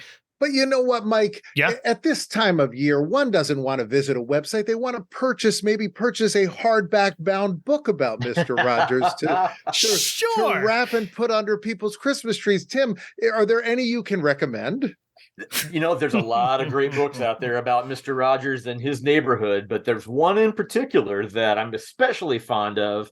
Me too. That's called Mr. Rogers' Neighborhood of Visual History, and there was a lot of hours put into such a detailed book by three co-authors that worked well together to put this together for those who remember the neighborhood. I would highly recommend it. From coming directly from one of those co-authors. Yes. We had a great time doing that book, and quite honestly, if you just want to trip down memory lane and just remember some things that you haven't thought of when it comes to Mr. Rogers in a long time, this is a coffee table size book, and it's well worth your time. Go check out those links in the show notes of this episode. Go check out Guy's work. Go check out Tim's work. You can find those as well as wherever I'm hanging out online these days at adventcalendar.house. Thanks for listening, y'all. I will be back when the day is new. Well, actually, the day after. That's how this show works. But I'll be talking about another Christmas special that was essentially lost to time until very recently. Talk to y'all then. For now, from Tim Leibarger and Guy Hutchinson, from a dimly lit ice skating rink that vanished as quickly as it appeared, this is Mike Westfall saying Sloppery Dosa Fanundapuk. And as always, watch out for that icy patch. Good night, neighbor.